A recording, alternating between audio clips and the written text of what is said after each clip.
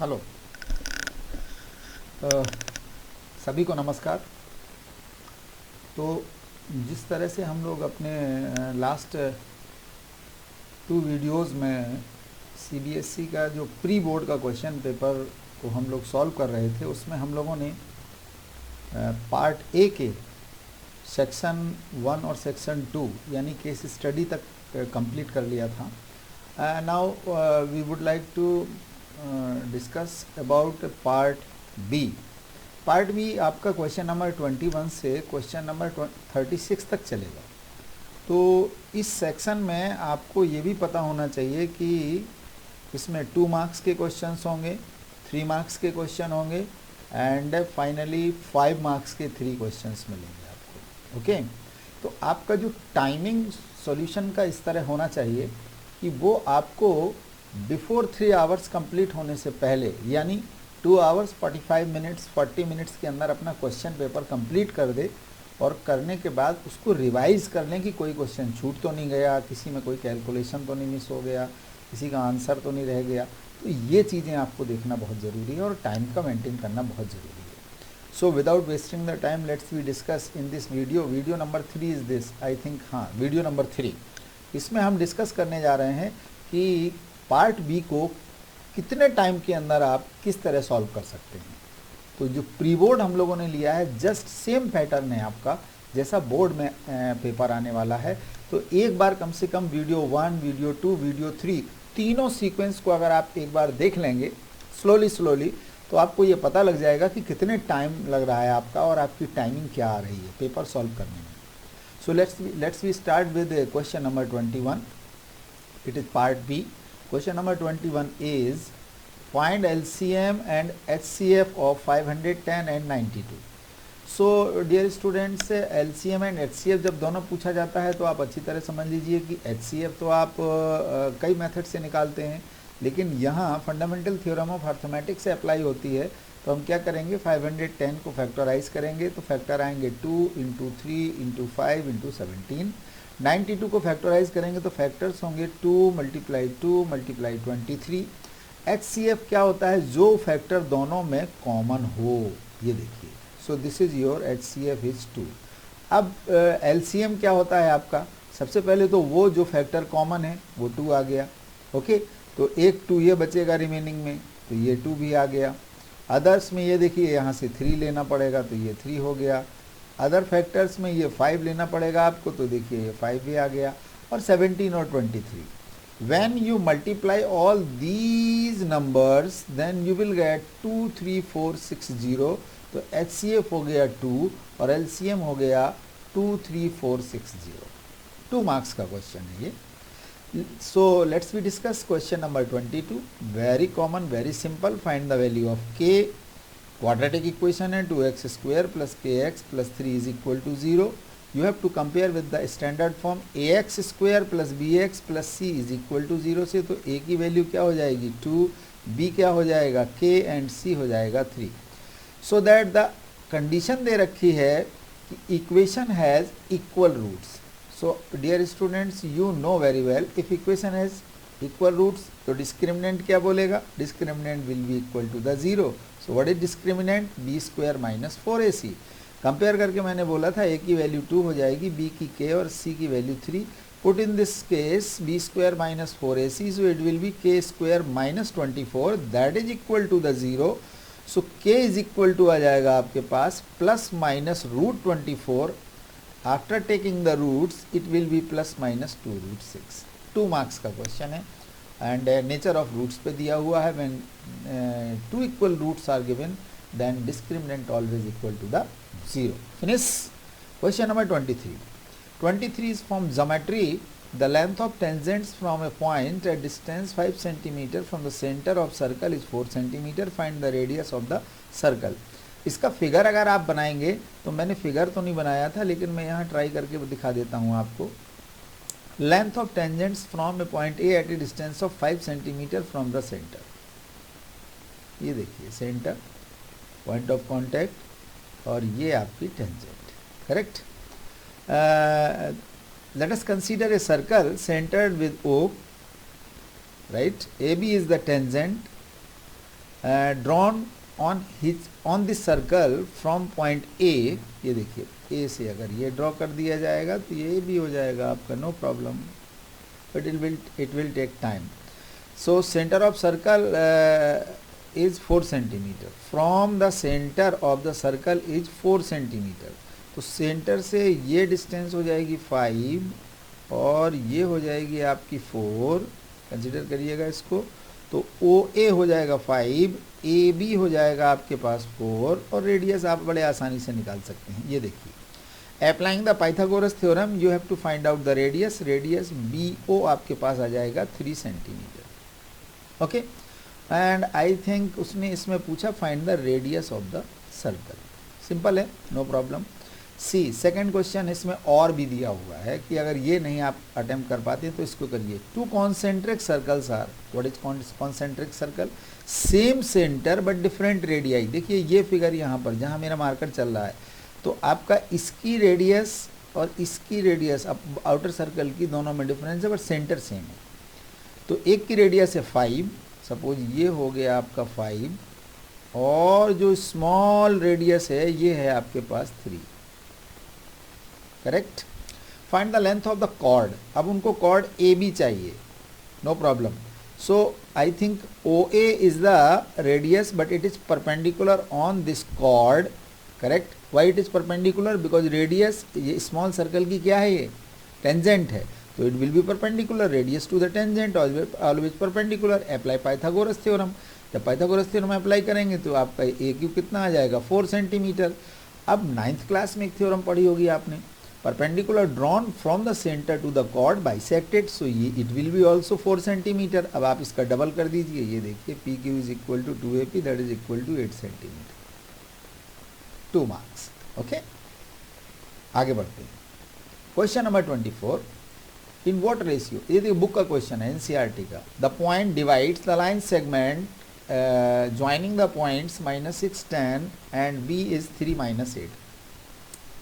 Division in what ratio? Division point आपका -4 से, ये देखिए डिवीजन पॉइंट, एक x हो जाएगा और एक y हो जाएगा.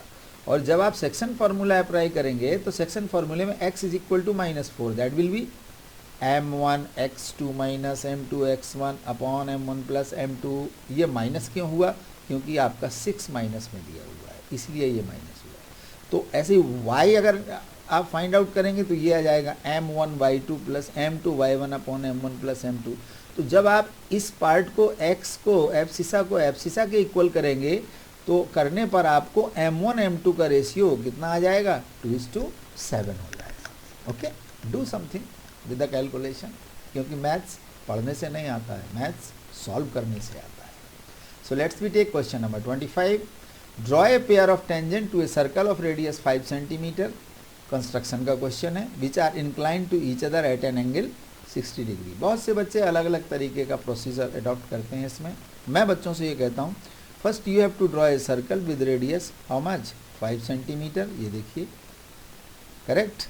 और उससे पहले तो एक रफ फिगर बना लेना चाहिए. रफ फिगर से क्या होता है पता चल जाता है. ऐसे अगर आपने ये टेंजेंट इधर से बनाई और एक टेंजेंट इधर से बनाई तो ये इंक्लिनेशन एंगल आपका कितने डिग्री का गिवन है, 60 डिग्री का.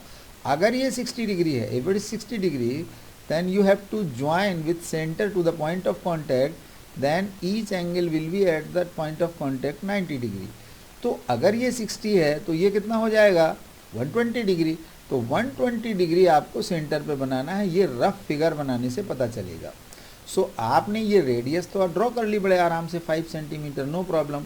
बट आपको सेंटर पर कितने डिग्री का एंगल बनाना है, 120. 120 आप कंपास से भी बना सकते हो बड़े ईजिली. ऐसे एक सेमी सर्कल बनाया, यहाँ पर पिन पॉइंट रखा, पेंसिल पॉइंट यहाँ से कट किया, आर्क लगाया, 60 का होता है, सेकंड वाला 120 का होता है, और ज्वाइन कर दो इसको इस तरह से.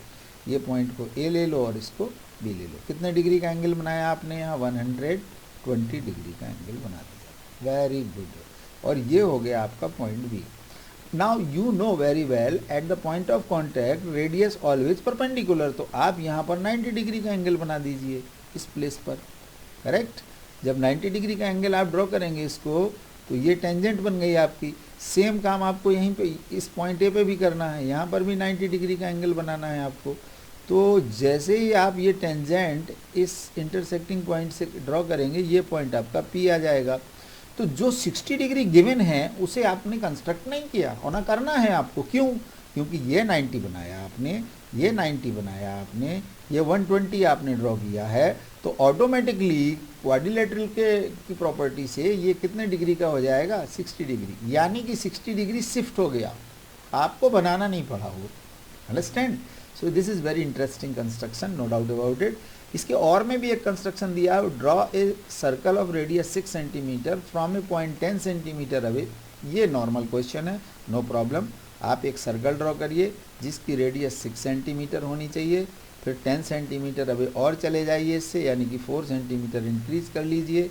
ये पॉइंट आप दोनों मार्क कर लीजिए, क्योंकि आपको अब क्या करना है, 10 सेंटीमीटर अवे से ये पूरा 10 हो गया।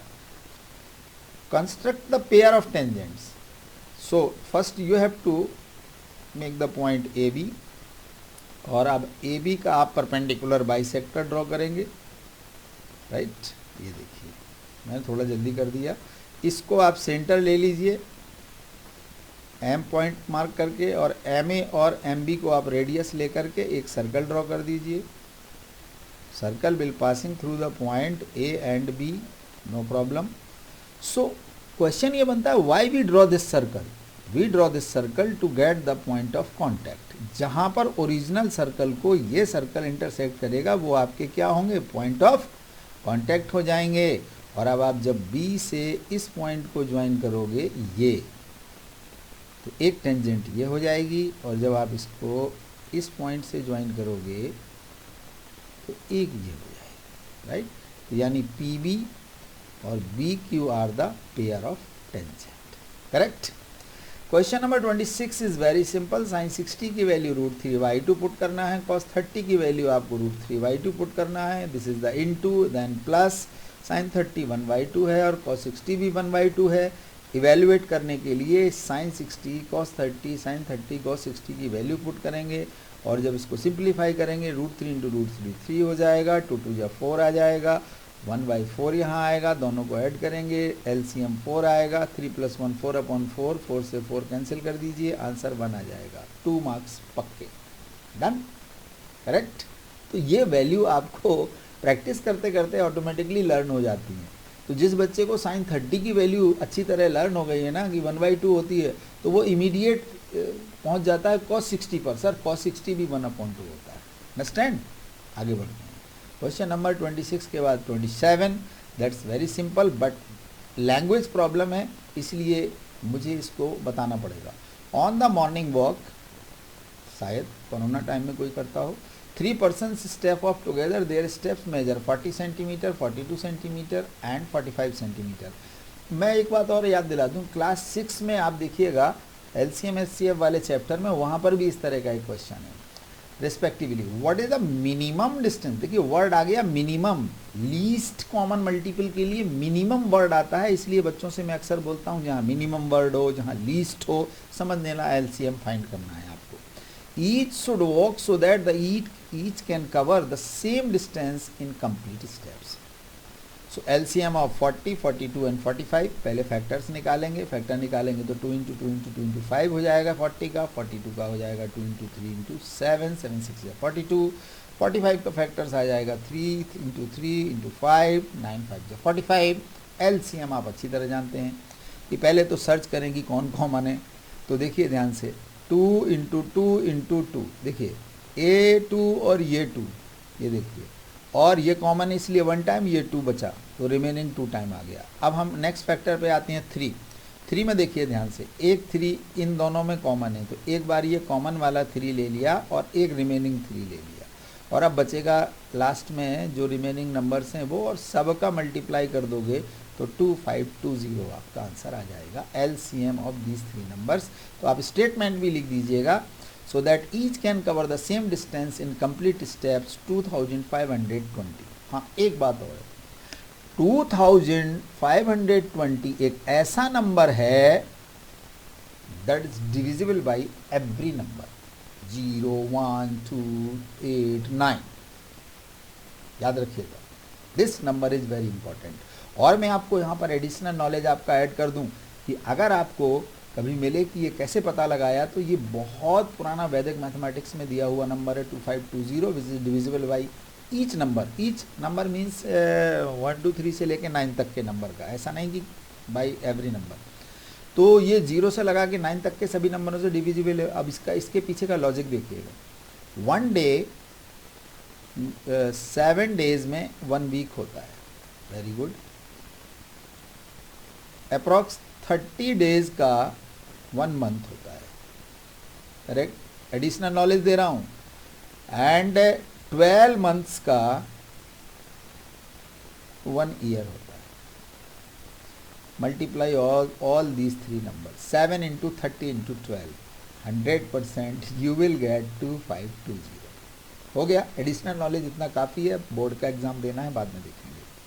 Question number 28, a car has 2 wipers, book का क्वेश्चन है, which do not overlap, each wiper has blade of length 25 centimetre, ध्यान से देखते जाइएगा, sweeping through an angle of 120 degree. Wiper देखिए, वाइपर यहाँ लगा हुआ है, वाइपर का ये रॉड है और ये इस तरह चलता है, इस तरह से। तो अगर ये वाइपर इस तरह चलता है तो आपको ये सेक्टर मिल गया, सेक्टर में ये एंगल 120 डिग्री का मिल जाएगा। वाइपर की जो लेंथ दी गई है उसके ब्लेड की वो है 25 सेंटीमीटर, तो ये तो सेक्टर हो गया। अब गाड़ी के आगे वाले कांच में दो वाइपर लगे रहते हैं, तो वो कहता है find the total area clean at each sweep of the blade. तो दोनों का निकालना है, तो इनटू आप देखो एरिया ऑफ सेक्टर, अब ऐसे 2 सेक्टर हो जाएंगे तो मल्टीप्लाई बाई 2 कर देना, theta upon 360 into pi r square. Solve कर डालिए इसको, इट विल बी 27500 अपॉन 21, नहीं कैंसिल हो रहा है, ऐसे ही छोड़ दीजिए, सेंटीमीटर स्क्वायर यहीं लिख दीजिए तो भी मार्क्स पूरे मिलेंगे, और अगर डिवाइड करके डेसिमल में भी लिखोगे तो फुल मार्क्स मिलेंगे। करेक्ट, सिंपल है ना, बुक का क्वेश्चन है, एनसीईआरटी का है। इसके और में एक क्वेश्चन और दिया हुआ है, ये 9th क्लास में मिलेगा आपको एनसीईआरटी में, और 10th के लिए भी ये एलिजिबल है। एन अम्ब्रेला हैज़ 8 रिब्स, ये देखिए मैंने 8 रिब्स बना दी हैं अम्ब्रेला की, ये देखिए 8 ribs, correct. So which are equally spaced, assuming umbrella to be a flat circle of radius 45 centimetre. अब देखो ये रेडियस इसकी दे दी 45 सेंटीमीटर, ये देखिए अगर रेडियस 45 है तो ईच एंगल कैसे निकालोगे आप, टोटल 360 डिवाइडेड बाई 8, तो कितना आ जाएगा 45। सो फॉर्मूला क्या बनेगा, area between 2 consecutive ribs of circle theta upon 360 into pi r square, correct. पूछा भी उसने वही है, find the area between the 2 consecutive ribs of the umbrella. Simplify कर दो इसको, 45 और 360 आपका 1/8 दे देगा, पाई 22/7 हो जाएगा, 45 इंटू 45 कर दीजिए, और when you multiply this number and divided by 28, तो मल्टीपल करने से क्या आएगा 22275। एनसीईआरटी ने भी इसी आंसर को कंसीडर किया है, डेसिमल में नहीं दिया है वहाँ, इसलिए मैंने ऊपर वाले क्वेश्चन में आपसे बोला है या तो आप उसमें क्या करें, फ्रैक्शन में रख दें 222275 अपॉन 28, या फिर इसको डिवाइड करते रहिए, आपके पास ढेर सारा टाइम है। तो इसलिए एनसीईआरटी रूट्स वाले क्वेश्चन हो या बिग फ्रैक्शन हो तो as it is answer consider कर लेता है, no problem. So it was question number 28। अब now let's we consider question number 29। This is very important question I think, लेकिन आप बोलोगे सर ये तो कॉन्सेप्ट हम लोगों का शायद इस साल डिलीटेड हो गया, लेकिन मैं कह रहा हूँ without that concept it can be solved. Prove that the area of an equilateral triangle described on one side of a square. So this is our square ABCD, ये देखो ये स्क्वायर हो गया, राइट। इसके एक साइड पर कौन सा ट्राइंगल हमको ड्रॉ करना है, इक्विलैटरल ट्राइंगल, ये कर दिया हमने। अब अगर हम इसकी ईच साइड A ले लेते हैं तो ये भी आपका A हो जाएगा, ये भी आपका A हो जाएगा। इसके बाद उसने क्या बोला, is equal to the half of the area of equilateral triangle described on one of its diagonal। अब देखिए इसका डायगोनल स्क्वायर का ये है, तो ये आपका अगर a है तो ये कितना हो जाएगा, a√2 हो जाएगा, नो प्रॉब्लम। तो a√2 साइड से हम क्या करेंगे, ये इक्विलैटरल ट्राइंगल स्क्वायर के डायगोनल पर बना देंगे, ये देखिए। So we have 2 equilateral triangle in this case, one is AEB and other is BDF, no problem। तो क्वेश्चन में वो कह रहा है कि इस इक्विलैटरल ट्राइंगल का एरिया अगर हाफ कर दें तो इसका एरिया आ जाएगा। अब रिवर्स बनाओ, अगर ट्राइंगल AEB का एरिया डबल कर देंगे तो ट्राइंगल BDF का एरिया आ जाएगा। तो उसने यही किया हुआ है। ये तो डायगोनल की लेंथ हो गई A√2 या √2a, ये बाहर है। Two desired equilateral triangles are formed ABE and DBF. If two triangles are equilateral, naturally they are similar. Okay, so if they are similar, so area ratio of these two triangle will be equal to the, तो बताइए area of equilateral triangle क्या होगा, area of triangle ABE upon area of triangle DBF।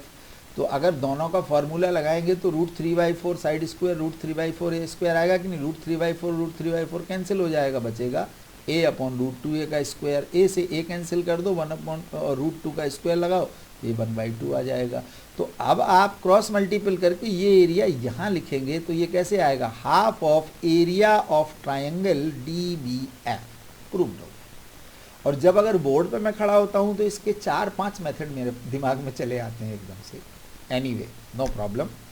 अब मैं आपके लिए कुछ problems self करने के लिए दे रहा हूँ जो बड़ी इंपॉर्टेंट हैं।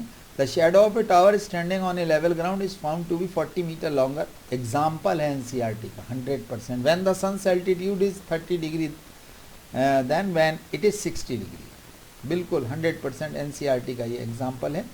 तो ये देखिए 40 मीटर मोर देन यहाँ पर आ गया ये देखिए इतना 40 मीटर है। जब इसका एंगल 60 डिग्री था तब इस जगह पर इसका एंगल ऑफ एलिवेशन कितना 30 डिग्री हो गया। इस प्लेस को ले लीजिए CB को X, हाइट को ले लो इसकी H। One time you have to apply triangle ADB sin 30 tan 30, जो भी अप्लाई करना हो। tan 30 करोगे तो tan 30 H upon X plus 40 आ जाएगा। tan 60 अप्लाई करोगे तो H अपॉन X आ जाएगा। दोनों में से आप X को एलिमिनेट कर दो तो हाइट ऑफ टावर इमीडिएट आ जाएगी आपके पास, correct. And height of tower कितनी आएगी आपके पास, 20√3 मीटर। मैंने बोल दिया ये क्वेश्चन आपकी NCERT का क्या है ये NCERT का एग्जाम्पल है, राइट, एग्जाम्पल। नेक्स्ट है आपका इसी के और में भी दिया हुआ है, क्योंकि मैंने एक बार एलिवेशन को लिया है तो अदर टाइम मैंने कहा बच्चों को ज़रा डिप्रेशन का भी एक रिवीजन करा देते हैं। The angles of depression of the top and bottom of an 8 metre tall building, ये खड़ी है tall building 8 metre, from the top of multi storey building, ये देखिए मल्टी स्टोरी। अब ये बेस हो गया, इसकी डिस्टेंस टोटल ए से सी की क्या ले लिया x, तो अगर ये 8 मीटर है तो ये भी 8 मीटर हो जाएगा। So we have to consider the total height, let करेंगे कितना h मीटर। तो अगर ये 8 है और ये h है तो ये कितनी हो जाएगी BE, h-8। So angle of depression इसके टॉप पर आ रहा है 30 डिग्री का, ये देखिए ये 30 है तो देखिए ये भी 30 हो गया। ये टोटल आपका 45 है तो ये देखिए ये भी 45 हो गया। वाई, क्योंकि ये जो डॉट लाइन है that is parallel to the AC और ये ट्रांसवर्सल है, इसलिए ये ऑल्टरनेट इंटीरियर एंगल से इनकी स्टडी यहाँ नहीं होती है, यहाँ होती है, करेक्ट। 45 यहाँ नहीं लिया जाएगा, 45 इस जगह पे लिया जाएगा, correct. So one time you have to consider triangle BAC, apply tan 45। Other time BED वाले ट्राइंगल को देखेंगे tan 30, उसमें से आप x को क्या करेंगे, एलिमिनेट कर देंगे तो h आ जाएगा 12 + 4√3 मीटर। Find the height of multi storey building, immediate आ जाएगी h, राइट। तो ये दोनों सॉल्व कर लीजिएगा और आंसर आपके यही आने चाहिए जो मैंने आपको दिए हैं। फर्स्ट का आंसर 20√3 होगा और सेकंड का answer h = 12 + 4√3 metre. Question number 30। Next question is 31, very popular question, it is from quadratic equation.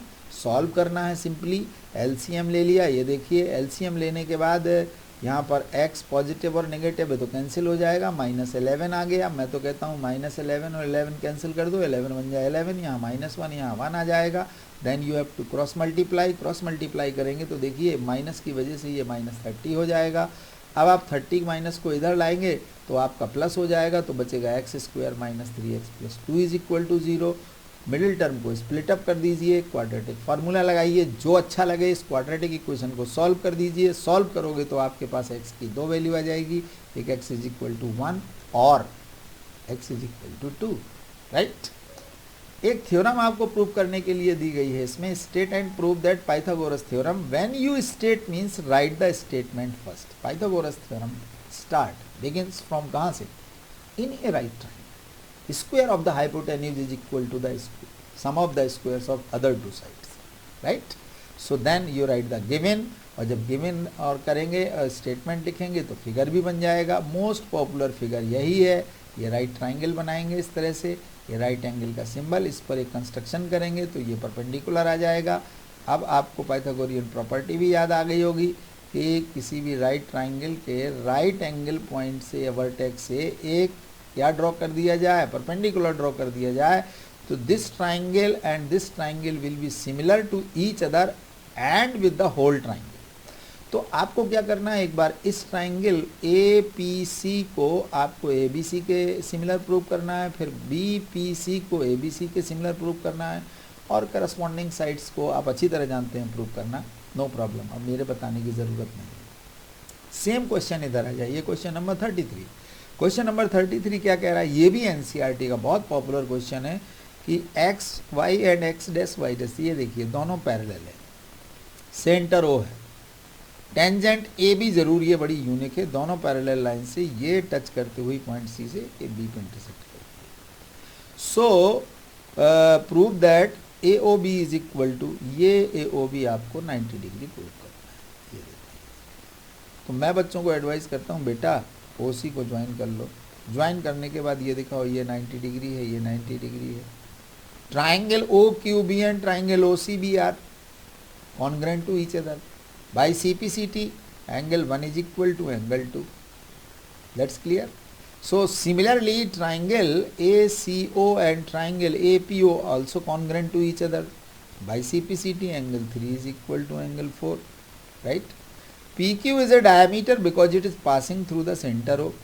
तो 1 + 2 + 3 4 is equal to 180 हो जाएगा। तो आप 1 की जगह रिप्लेस करो 2 को, तो ट्वाइस 2 टाइम 2 आ जाएगा, 2 टाइम 3 हो जाएगा, और 2 से 180 को कैंसिल कर दीजिए। A O B is equal to, I mean 2 + 3 angle 2 + angle 3 is equal to 90, that is angle A O B. तो आप इस तरह इसको कंसीडर कर सकते हैं, नो प्रॉब्लम, बट इसमें आपको ओ सी ज्वाइन करना पड़ेगा और इन दोनों ट्राइंगल को कॉन्ग्रुएंट करके 1 2 को corresponding part of similar triangle से इक्वल करके रखना पड़ेगा, और सिमिलरली करके एंगल 3 इज इक्वल टू 4 कर दीजिए। Then you have to apply linear pair condition. देखो ये पी क्यू है, लीनियर पेयर अप्लाई कर दीजिए, नो डाउट बच जाएगा। Question number 34, that is also from the NCERT, this is the example, correct. इस तरह के क्वेश्चंस में एक प्रैक्टिस दीजिए, क्योंकि अब question number 34, question number 35, question number 36, how many marks, 5 marks, correct. तो एक बोट है, बोट का क्वेश्चन अगर आ गया तो स्ट्रीम तो कंटिन्यू होनी ही होनी है। स्ट्रीम रहेगी तो आपको डाउन स्ट्रीम और अप स्ट्रीम का भी कॉन्सेप्ट आना चाहिए। अगर स्पीड की बोट x है और स्ट्रीम की स्पीड जो है y है, तो डाउन स्ट्रीम में बोट की स्पीड क्या हो जाएगी, x + y km/h होगी कि नहीं है, और अप स्ट्रीम में क्या हो जाएगी, x - y km/h। ये दो कॉन्सेप्ट जिसको बन गए तो वो फटाक से इक्वेशन फ्रेम कर लेगा। डिस्टेंस कितनी जानी है, 30 किलोमीटर, ये देखिए 30 किलोमीटर अप स्ट्रीम। तो अप स्ट्रीम में डिस्टेंस अपॉन स्पीड टाइम होता है, टाइम t1 इसका निकाल लो, देखिए ये है स्पीड। और डाउन में क्या आ जाएगा, डिस्टेंस 44 किलोमीटर, तो डिस्टेंस अपॉन स्पीड में उसकी स्पीड x + y है, और that is equal to how much time, time t1 + time t2। Total time कितने घंटे लग रहे हैं, 10 घंटे, 10 आवर्स लग रहे हैं। फर्स्ट इक्वेशन तैयार हो गया आपका, रेडी। सेकंड इक्वेशन भी बनाइए। अब आप इसको u v m n जो भी, या डायरेक्ट सॉल्व करके एक equation x + y is equal to लाइए और एक x - y is equal to लाइए, और दोनों को सॉल्व कर दीजिए। When you solve these two equations, then I think x की वैल्यू 100% आपकी आ जाएगी 8 km/h, यानी कौन, बोट, और स्ट्रीम की स्पीड आ जाएगी 3 km/h। बुक का एग्जाम्पल है, एक बार देख जरूर लीजिएगा। मेरा एम यह है कि हमारे बच्चों को ये पता चले कि इन क्वेश्चंस को जरूर रिवाइज करके ही एग्जाम में जाना है, अंडरस्टैंड। ये देखिए km/h। So let's we discuss question number 35 again from some application of trigonometry, यानी height and distance. From a point bridge across a river angles of depression of the bank on opposite sides of a river are 30 degree and 45। देखो opposite, एक point opposite में ये है और एक ये है। ये ए बी के पैरेलल एक लाइन हमने पॉइंट पी से पास करती हुई ये ड्रॉ की पैरेलल। तो आपका अगर ये पॉइंट पर एंगल ऑफ डिप्रेशन 30 बना रहा है तो ये ऑल्टरनेट इंटीरियर से 30 हो जाएगा। ये अगर 45 दे रहा है तो इस पॉइंट से यहाँ का ये एंगल 45 ऑल्टरनेट इंटीरियर से हो जाएगा। अब आपको bridge at a height of 3 metre, ये देखिए इसकी ये हाइट दे दी गई है ब्रिज की, क्या 3 metre. From the bank find the width of the river. 1 minute का काम है, ए से बी की डिस्टेंस। देखिए ट्राइंगल पी ए डी में 1030 अप्लाई किया, ट्राइंगल पी बी डी में 1045 अप्लाई किया। ये देखिए यहाँ, ये देखिए यहाँ ए डी आ गया 3√3, बी डी आ गया 3। दोनों को क्या करेंगे, A B is equal to add करेंगे तो आप 3 कॉमन ले लो इसमें से, तो आ जाएगा 3 इंटू √3 + 1। इतने मीटर आपकी जो विड्थ है रिवर की 3 इंटू √3 + 1 मीटर। 1 मिनट का 2 मिनट का क्वेश्चन है बट 5 मार्क्स में पूछा गया है। इसलिए आप लोगों को कहता हूँ कि मैथ्स पढ़ने से नहीं आता है, मैथ्स सॉल्व करने से आता है। जब भी कोई वीडियो देखिए, जब भी कोई टीचर क्लास ले रहे हो ऑनलाइन, तो आपका पेन और आपकी मैथमेटिक्स की कॉपी अगर चल रही है तो ब्रेन आपका उससे अटैच होगा। अब जब ब्रेन एक्टिवेट होगा तभी तो मैथमेटिक्स होगी। ऐसे मत बहाना बनाइए कि सामने मोबाइल लिया और बैठ करके मम्मी की आवाज़ आई, पढ़ रहे हो? हाँ पढ़ रहे हैं। No cheating. मैथ्स हमेशा पेन और कॉपी लेकर के सॉल्व करने से आती है, मैथ्स पढ़ने से नहीं आती है। Okay, question number 36, I think it is your last question. So let's see the figure first.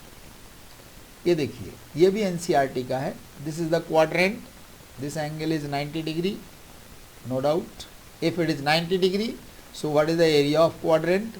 Area of quadrant is, how to find the area of quadrant? 1/4 pi r square. Solve करेंगे तो क्या आएगा, 9.625। Correct. उसने आपसे पूछा है कि quadrant of a circle with centre हो, रेडियस 3.5 है, ओडी आपका 2 सेंटीमीटर है। Where is OD? This is OD, ये 2। तो आपको ट्राइंगल बीओडी का जब एरिया निकालना पड़ेगा ना, तो हाफ बेस इंटू हाइट की जरूरत पड़ेगी। करेक्ट। तो अब उसने कहा कि area of this shaded region, shaded region कैसे आएगा, area of quadrant minus area of triangle, ये लिखा हुआ है, ये देखिए ओबीडी। तो area of quadrant 1/4 pi r square से निकाला तो 9.625 हो गया। अब एरिया ऑफ ट्राइंगल कैसे आएगा, हाफ बेस इंटू हाइट। क्यों? क्योंकि रेडियस कितनी है, 3.5। ये देखिए 3.5। अगर ये आपका बेस हो गया और ये आपकी हाइट हो गई, सॉल्व करिए, that will be 3.5। Subtract from 9.625, it will be 6.125 centimetre square. So it was your pre board question paper part B, question number 21 to question number 36। इस सेक्शन में 2 मार्क्स के क्वेश्चन, 3 मार्क्स के और last 3 question आपके 5 marks के होंगे। सो be sincere और बिल्कुल भी इस गलत फहमी को मत पालिए कि एग्ज़ाम नहीं होगा या ऑनलाइन खेल लोगे तो कट जाएगा। नहीं, सीबीएसई जब आईआईटी का एग्ज़ाम जेईई कंडक्ट कर सकता है, जब वो एमबीबीएस वालों के लिए नीट कंडक्ट कर सकता है, तो सीबीएसई 10th और 12th का बोर्ड एग्ज़ाम ज़रूर कंडक्ट करेगा। अंडरस्टैंड? मैथ्स को कभी पढ़िए नहीं, मैथ्स को पेन, कॉपी, बुक या पेपर, कोई क्वेश्चन पेपर लेकर के सॉल्व करिए, तभी मैथ्स आती है। ये बात खुद समझिए और अपने से जूनियर्स को भी समझाइए। सो वाकई में अगर ये आपके लिए बहुत अच्छा वीडियो बना हो तो आप ज़रूर इसे लाइक करिएगा और नए नए बच्चों से सब्सक्राइब करवाइएगा, खुद भी सब्सक्राइब करिएगा। All the best, thank you very much.